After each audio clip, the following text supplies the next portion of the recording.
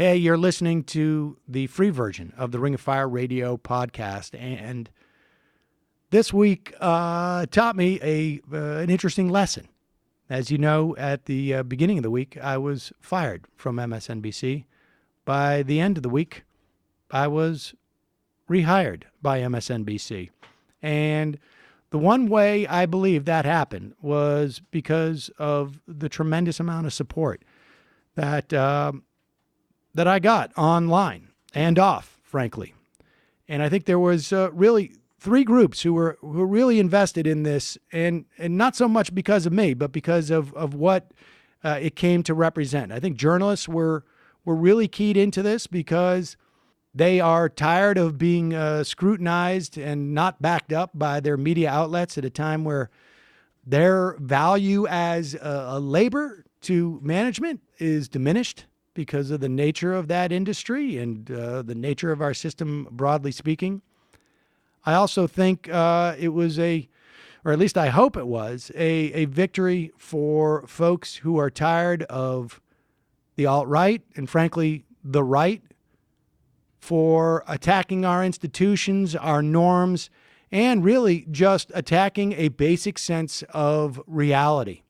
And lastly, I hope this is seen as beginning to dismantle the notion that somehow the movement to hold sexual harassers and predators and to hold those who perpetuate the rape culture in our society accountable, that it begins to undercut the notion that somehow this is a runaway train. In fact, many people complain about the so-called outrage machine, but I will say that it's pretty clear from the support that I got from communities that care about this issue at this moment in time, that so-called outrage machine is perfectly capable of making a sober and level-headed analysis of certainly of what I tweeted.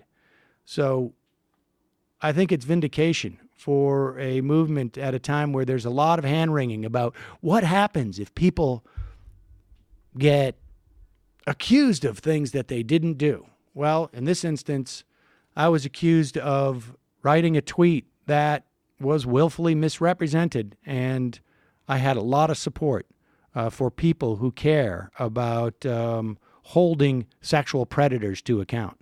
So enjoy this free version of the podcast, but know when you support a program like this directly as a member, you are limiting the leverage that people like Mike Cernovich have over our ability to bring you the truth to the best of our ability every day.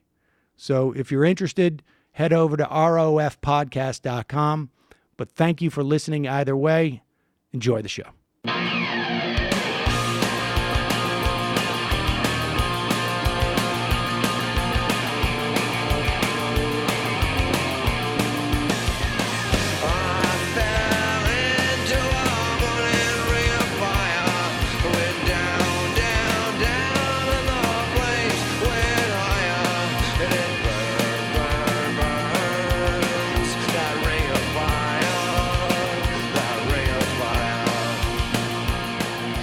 Welcome to Ring of Fire Radio. I'm Sam Seder. Today on Ring of Fire Radio, investigator Catherine Hawkins will join us to talk about a secret ruling that has broken the Guantanamo military commissions.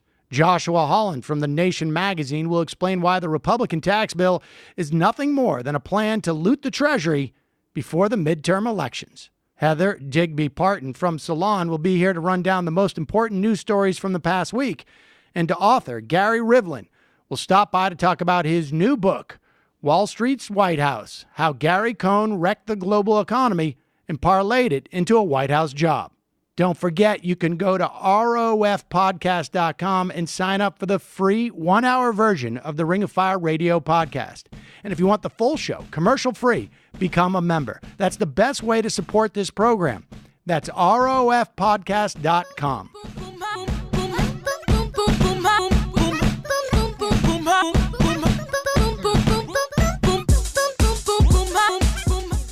Here to help me run down some of the biggest headlines of the past week, Heather Parton from Salon, or as you may know her, Digby.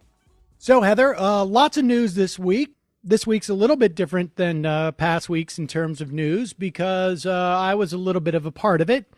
If people hadn't caught up with this, I was fired as my role as a contributor on MSNBC. I was not one of the more prominent contributors on that network, but I would go on usually once a week on the Chris Hayes program, and I had been a paid per appearance contributor for, I believe, 3 years.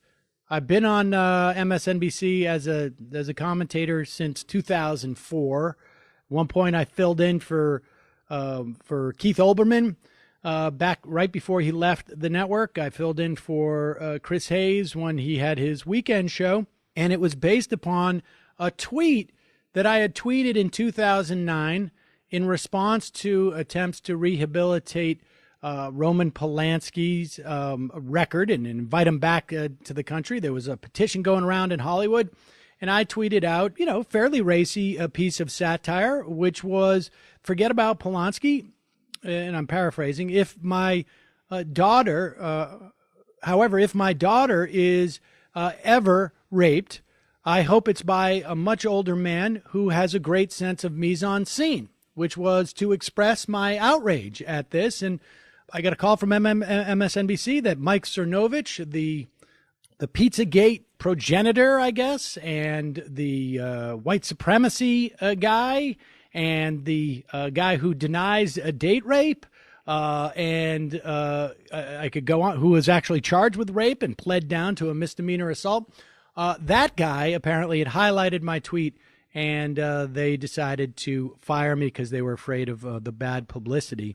I had other tweets that, if people didn't get the original piece of the intent of that satire, that supported it. But so that's the story. And there's a bigger story to this. I think, Digby, you've been following the corporate media over the past 15, 20 years in a similar fashion as I have. And this is an ongoing problem. Oh, it certainly is. I mean, let's just take a little bit of a historical look at how this works. I mean, this goes back, as far as I can tell, back to the early 90s. And some of the players who are playing today in this pool were playing in it back then. I'm thinking specifically of a guy by the name of David Bossie, who was the deputy campaign manager for Donald Trump and the head of a group called Citizens United, which is the group that took the case to the Supreme Court that unleashed all that corporate money and big money into the election system, which was about a hit job movie that had been done about Hillary Clinton back in 2008. This has been his job since the early 1990s. He has put out spurious rumors and basically, injected bad faith accusations into the mainstream about liberals, progressives, and Democrats in office. And it's been tremendously successful for the reason that you cite. It's because the mainstream media has never, ever figured out how to deal with it, or actually I shouldn't even put it that way. They've expressed no desire to deal with it. They are perfectly happy to go along with this stuff, whether it's, being fed this kind of juicy information about some people that about certain public figures or politicians that, really has no basis in fact, but they, it sounds good. There's just enough of it to kind of give them a news peg and they run with it. They also are completely cowardly when it comes to attacks on members of their own teams when the right wing does this. And, this has been a style that's been going on for 25 years, at least. I mean, some of this goes back into the Nixon years of, what they called rat fucking back in the early 70s. But this particular mode really took off in the early 90s, and it's been a feature of their political style ever since then. In the Obama years, this was very much illustrated by James O'Keefe and Project Veritas, who is still out there doing this. They're complete fools. They're idiots, but they accomplished some very, very important things in the Obama years. They took down a group called Acorn, which was a very effective group for voter registration in urban areas. helping out the poor, working as a an advocacy group for Democrats. They took them out with a phonied up, doctored up set of videos that not only the media but the Democratic establishment panicked when they saw it and basically destroyed the group. They did the same thing with a woman named Shirley Sherrod, who they doctored up. Breitbart and his group, in affiliation with O'Keefe, doctored up a tape of her saying something that wasn't true, and everybody panicked and dropped her immediately. This is, they have this amazing ability to to scare the hell out of everybody, and for whatever reason, the mainstream media and the Democratic Party never seem to learn that they're being played for fools, and it happens over and over again. And in this era of Trump, this is a vicious group now. This guy that went after you, Sam, is particularly, he is a very vicious guy who is putting together conspiracy theories beyond anything we've ever seen before. He was the guy behind Pizzagate. So the fact that MSNBC would fall for that in a clear case, this is not even debatable. It was total satire. You were actually making the opposite argument of what they're claiming you made. It's obvious to anyone with a brain. This is creeping cretinism as far as I'm concerned, the inability to actually deal with reality anymore. And there's MSNBC just kind of running along with it. It's absolutely terrifying to me. That they wouldn't protect you in that situation. If they won't, who will? And this is the fundamental point in my mind that you're making here, and it's not even it's not even a question of protection. It's a question, it seems to me, of assessment. We got to take a break, but Digby, when we come back, I want to talk about this, because this is that fundamental point. Look, I'm happy not to have to shave as often and whatnot, but the problem here is so much greater and larger than my situation, and it has implications for our entire society. And I think you've touched on it. I want to talk about it a little bit more when we come back. There's obviously a lot more happening in the news. This really what is going to be devastating tax so-called reform that is at least working its way through the House and the Senate. We will talk about that, of course, later in the show, but I want to take a quick break. I want to come back and continue this conversation. I'm talking to the great Digby, Heather Parton. I'm Sam Seder. This is Ring of Fire Radio.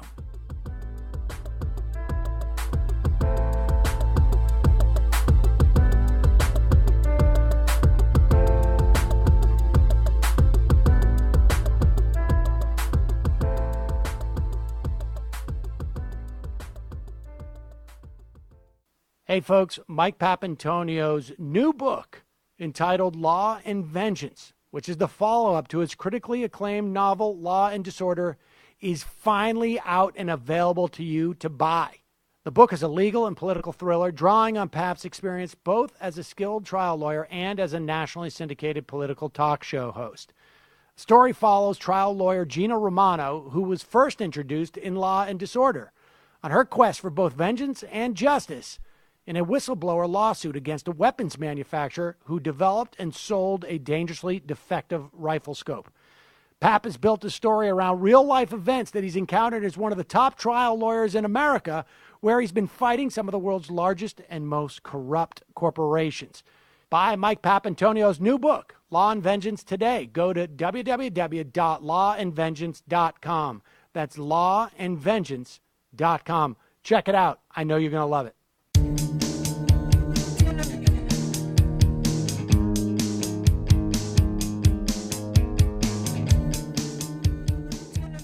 Welcome back to Ring of Fire Radio. I'm Sam Seder here with Heather Digby Parton from Salon.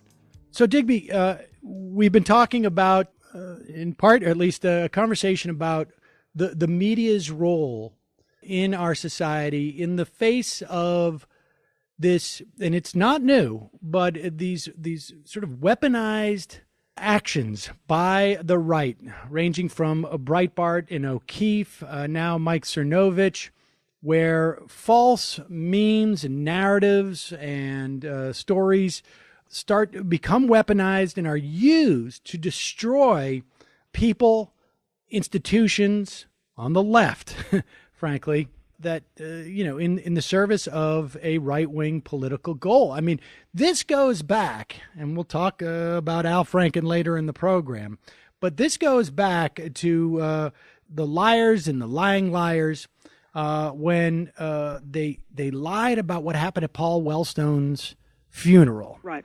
And, I mean, I'm sure there are examples prior to that, but that's one that really sort of sticks out in my mind, where they weaponized Paul Wellstone's funeral. And it was, look, there was recordings of it. There was video. I mean, it was all, but it was faked. It was all faked. And here's the point, and you've touched on this a little bit, but I want to just carry this a little bit further.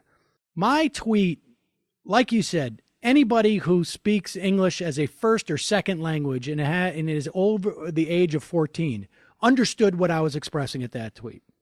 And the backlash against MSNBC's interpretation, I think, is pretty clear and would edify. I mean, I had supporters from InfoWars, from all sides of the left, from people, Eric Erickson, who's blocked me on Twitter for as long as I can remember. I mean, it came from everywhere because it was so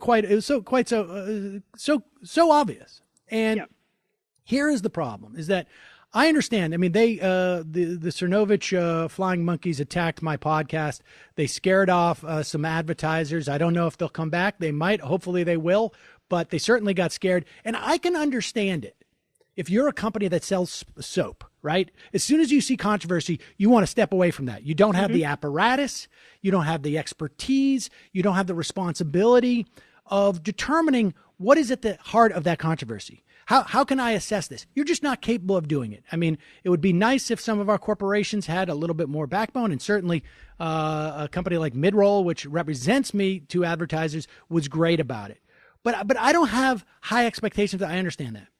But if you are a media company who has millions of dollars, everything that your company is about has the apparatus to assess controversies, to assess events, to determine that, hey, when this person stands outside and looks up at 12 o'clock in the afternoon and says it's nighttime, that person is wrong.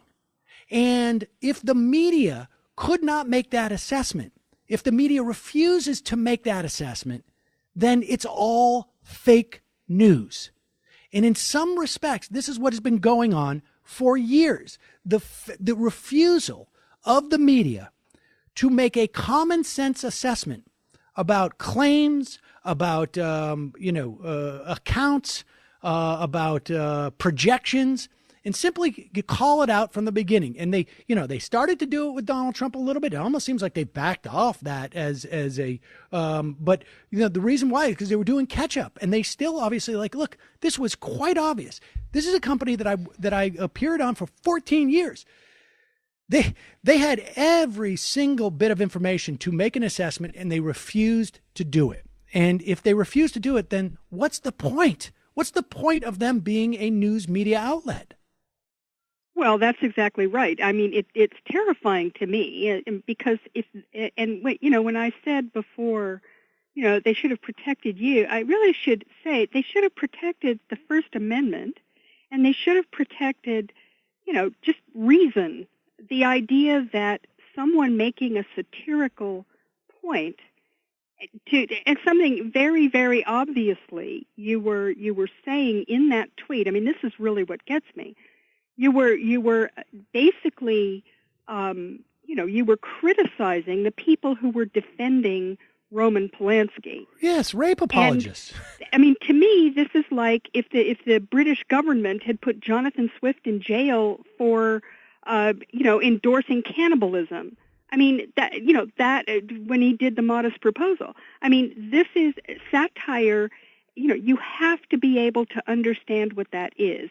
There cannot be, I mean, if we're so dumb in this country that we're not going to say that satire is going to be taken literally and anybody who uses it is going to be on the receiving end of some political attack, we are dumbing ourselves down into oblivion. We can't function this way. I mean, this is not. I mean, your tweet it's not was even not satire. that I mean, look, sophisticated for crying out loud. It was we so all obvious. know. I mean, it's like we all know what time flies means, right? Yes. We don't literally mean that time flies through the air, we means it goes fast. When we say time will tell, we're not saying time has the ability to speak. It is that things will be. We do this all the time with idioms. Irony and satire, they're no different. It was quite obvious. A reasonable person could be more than expected to do this. And that seems to me to be a very low bar when you have all of these other abilities to assess the context of that statement. Of course. And by the way, this bad faith argument on the part of these right-wingers and some of the people who were making a big deal out of this, they were basically laughing as they were doing it. Everybody could tell that, they in no way were defending the poor victims of Roman Polanski in this.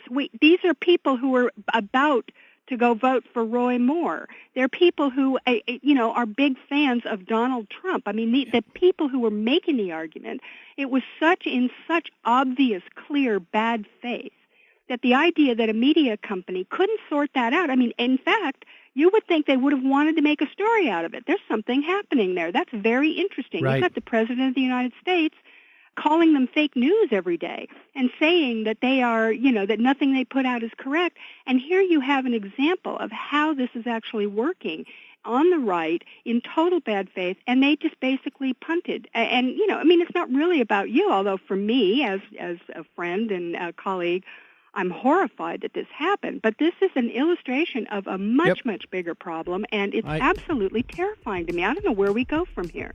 I don't either, but I do know that we'll be back as we have a break right now. Digby, if you'll join me in the next hour, we got a lot more news to talk about.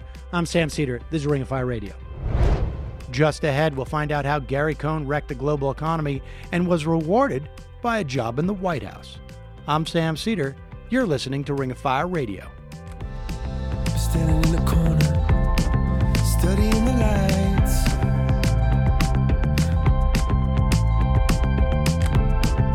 Dreaming of escape, could be a bad night.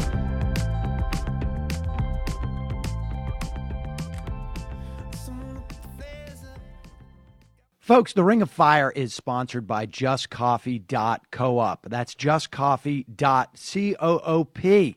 If you like fair trade, delicious coffee, tea, or chocolate, head over to JustCoffee.coop. Use the coupon code MAJORITY and get 10% off. There's free shipping. You have no reason not to get this great coffee. It's a great outfit in Madison, Wisconsin, which supported the protests there.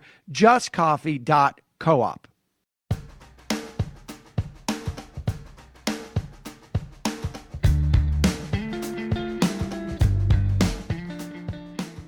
Welcome back to Ring of Fire Radio. I'm Sam Seder.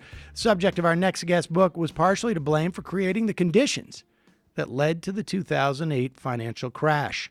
Here to explain how Gary Cohn was able to profit from the crash and parlay that experience into a job at the White House is Pulitzer Prize winner Gary Rivlin, author of the new book, Wall Street's White House, How Gary Cohn Wrecked the Global Economy and Parlayed It into a White House Job.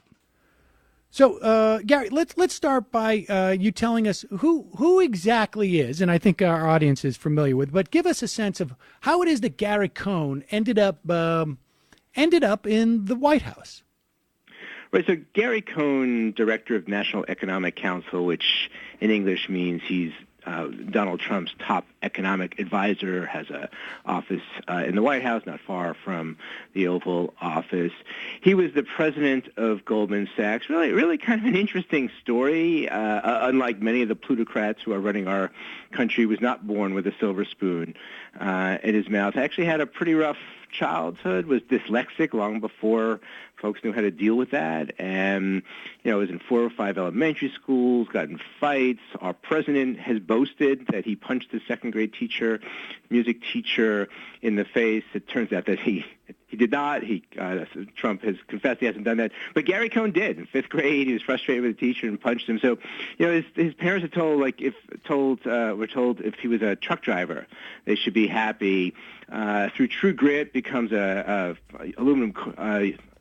aluminum siding salesperson, talks his way into a job on the commodities exchange, think trading places, think trading, coffee futures and that kind of stuff, and eventually gets a job doing the same at Goldman Sachs in the 1980s, a real plugger, real hard worker, real smart guy, real aggressive, the kind who would just like run through walls to succeed. Ties himself to Lloyd Blankfein, who became the CEO of Goldman Sachs in mid-2000s, and named Cohn first as co-president. There was a fellow president, but Gary Cohn's a really good player, and within a couple of years, he had pushed that guy out and was the president of Goldman Sachs until being named Trump's chief economic advisor. Now, I mean, just give us a sense. I mean, I am, and we will move forward in history to sort of understand why Gary Cohn stayed when there was pressure on him in particular because of what was going on in Charlottesville and the apparent, explicit endorsement of at least some of the Nazis who were marching. And Gary Cohn is Jewish, so yes, he got extra pressure.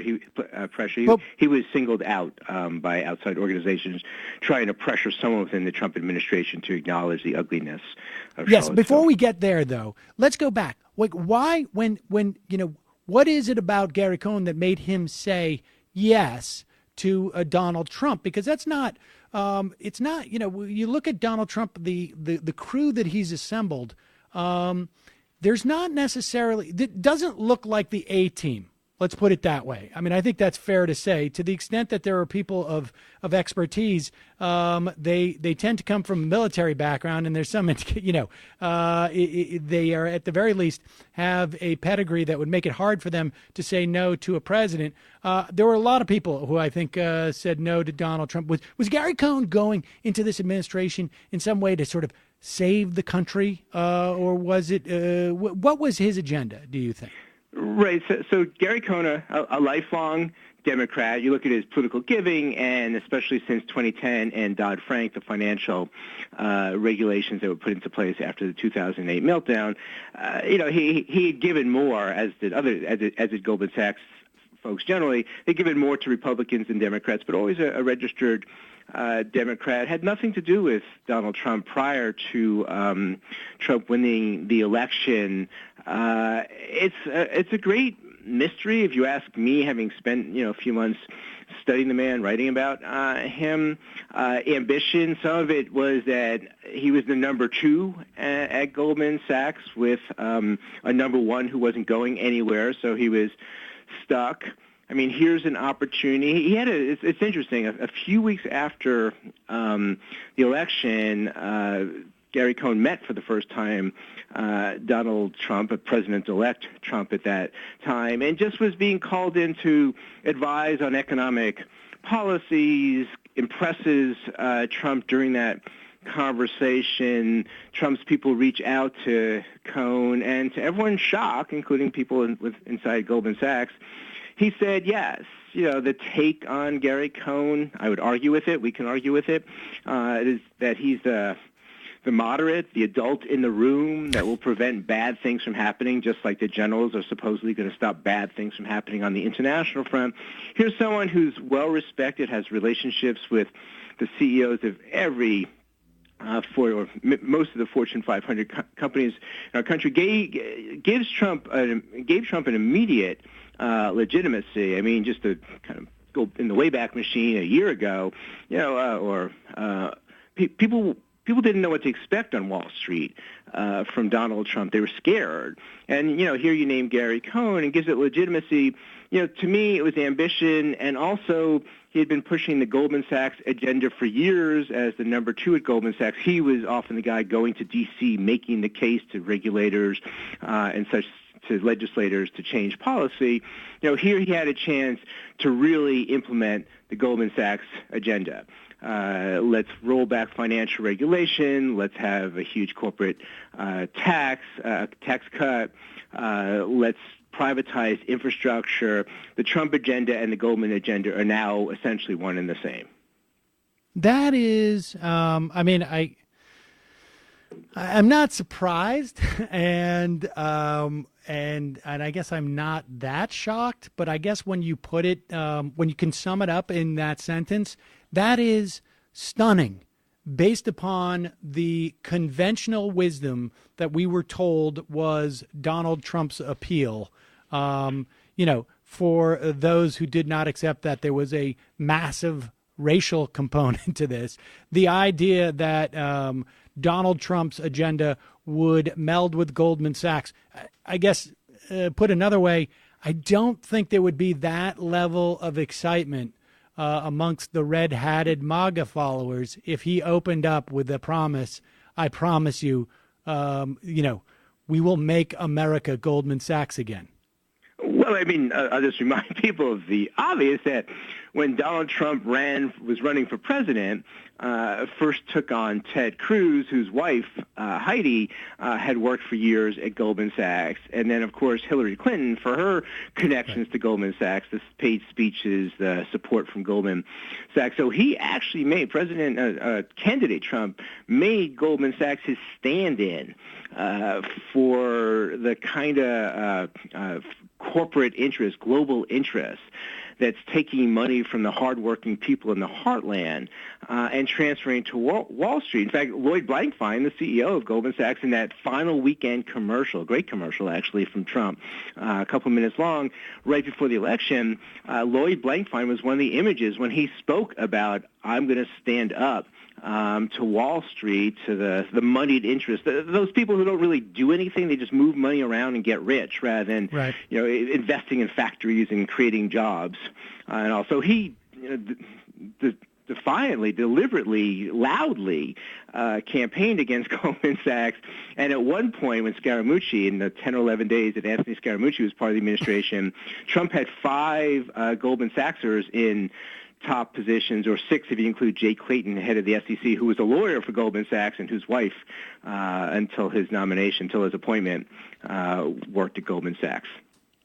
All right. Well, let's take a break. When we come back, I want to talk about the reasons why Gary Cohn stuck with Donald Trump through there, and then I want to pivot to what's happening in terms of Dodd-Frank being unraveled, and this tax deal. How much of this is the from the Goldman Sachs wish list, and to the extent that it might be a lot, what does that tell us about the fact that that Cohn was a Democrat before he joined this administration?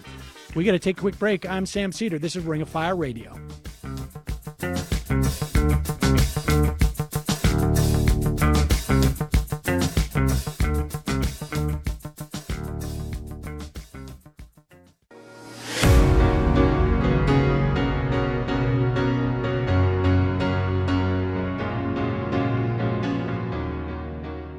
We're back on Ring of Fire Radio. I'm Sam Seder. Right now, I am talking to Pulitzer Prize-winning journalist Gary Rivlin about his new book, Wall Street's Whitehouse, How Gary Cohn Wrecked the Global Economy and Parlayed It into a White House Job.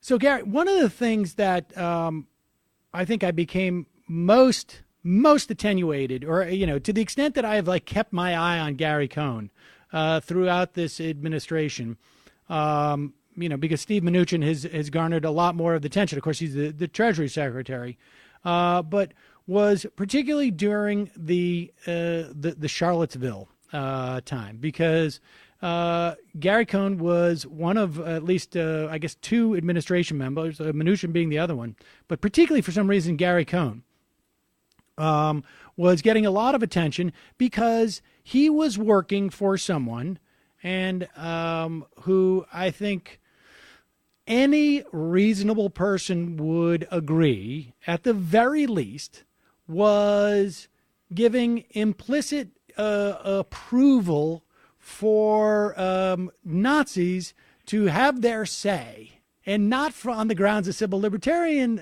perspective, but more so from hey, these some of these guys are nice guys, and there was clearly a concern on Trump's part. I don't want to alienate part of my base, and the idea that Gary Cohn, who was Jewish, would have no problem with that, short of leaking to a couple of reporters, I might have a problem with that, but I got to stick around for blank. Just give me your sense of your reporting, what was really behind that. I heard rumors that it had to do with his desperate desire to be Fed chair. Right. So he did in an interview, I think it was with the Financial Times. It's interesting. Every interview he does is if he's still the the president of Goldman Sachs. It's always with CNBC, the Wall Street Journal, the FT. But he did voice his displeasure. Had one of those mild denouncements that aren't a denouncement, but explained that he was staying because there's still an important agenda to follow. And I think we're all seeing exactly what that agenda was. I mean, his top priority was to cut the corporate tax, cut corporate taxes. He was hoping for a 58% cut, and it ended up being a 43% cut in corporate taxes. But I think Gary Cohn stayed around because he wanted to see corporate taxes cut. And in fact, if you look at what it means, assuming what's on the table will be finalized, which I assume it's going to be, Goldman Sachs is going to save around $1 billion a year in taxes. All their clients on Wall Street are going to save billions and billions of dollars. So I think eyes wide open, knowing and understanding who Donald Trump was, knowing and understanding that he was giving some legitimacy to Charlottesville and the ugliness that we're all seeing, he stuck around and is now getting what he wanted, the corporate tax cut. It's interesting, but before Charlottesville, I would have described Gary Cohn as one of Donald Trump's 2 or 3 top advisors. After that, there are all these reports that Trump wouldn't even look him in the eye. I mean, Trump, for all the you're fired boldness, he isn't bold at all. He's sort of kind of cowardly in that human way where he can't confront his displeasure. He just avoided Cohn. And before Charlottesville, Cohn was a favorite to become the next Fed chair. In fact, Trump had assigned Cohn the task of finding his next Fed chair, and Cohn in Dick Cheney-like style, when he was named to find George W. Bush's next vice president, chose himself. Cohn nominated himself as one of the top choices. I actually think he might have gotten it if it wasn't for Charlottesville, but he angered Trump enough where he was not going to give Gary Cohn that reward, and I think Cohn is stuck around to see corporate tax cuts. He's got it. I'm actually thinking there's a pretty good chance that he'll be leaving sooner rather than later. Right, and there seems to be some, at least, scuttlebutt to that effect. And in terms of the Dodd-Frank, do you think there was a prize that he was looking for in terms of unwinding that law? Right. So Dodd-Frank is trickier because you need 60 votes in the Senate to remake Dodd-Frank. There's something let me restate then, because I guess from a statutory standpoint, but there's a lot of, one of the criticisms of Dodd-Frank is that it's a package. It's a large package that attempts to do things from a surgical perspective. We've already seen some regulatory changes that defang Dodd-Frank, that changes the bar for a higher level of scrutiny on banks and their capitalization. So within that framework, put aside from the statutory standpoint, from within the framework of what is available for administration to do in terms of, saying to different regulatory agencies, you know what, we have a certain discretion here, roll back on that. What do you think the prize was, to the extent that there was one, for a Gary Cohn? Right. So there's the legislative changes, which I don't think are going to happen, or only going to happen around the margins. But on the other hand, Dodd-Frank, the way it was written, left a lot up to the regulatory bodies, the Securities and Exchange Commission, the FDIC. And so what you're seeing is a victory on behalf of the big banks in Wall Street by a lack of regulation. I think what you're going to see moving forward, given the people that President Trump has put into those positions, is you won't see the same kind of enforcement. You're going to see some rules that Dodd-Frank, in fact, you're already seeing rules that Dodd-Frank instructed the various agencies to implement. Believe it or not, despite it being passed in 2010, it wasn't fully completed. And you're seeing the various agencies under the Trump administration dropping those. One of them is that publicly traded companies have to reveal the pay disparity between the CEO and the median income of your average employees, which is 300 to 1, 400 to 1, 500 to 1. So this was a provision thrown into Dodd-Frank to at least give us transparency, show us the kind of disparity that's going on inside these companies. The Trump appointees are saying, yeah, we don't want to do that. That doesn't make any sense to us. So there is this victory. You don't have to win in the legislative arena to win the way Dodd-Frank was written, and moreover, it's one regulator's crime is another one's. I'm going to look the other way. I don't care. Right. This is going on. So that's really the big fear, that the rules in place, but we see with the Consumer Financial Protection Bureau under Richard Cordray, who just stepped down, very aggressive, very strong agency. Under Mick Mulvaney, it's assumed that they're just going to stop doing the job they were assigned to do. And all right, we just have a minute left, but what does it say that Gary Cohn was a Democrat during this time?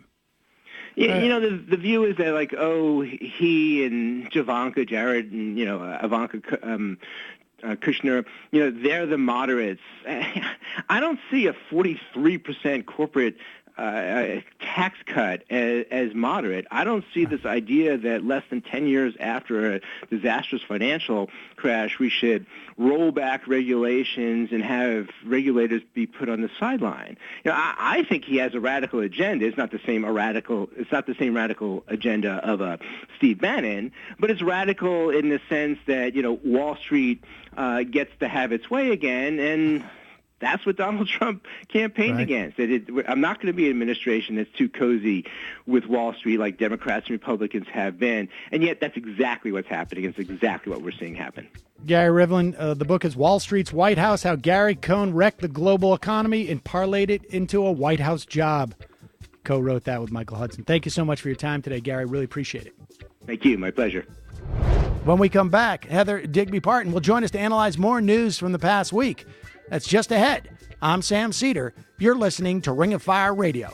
Check out rofpodcast.com to support the show and hear what you're missing.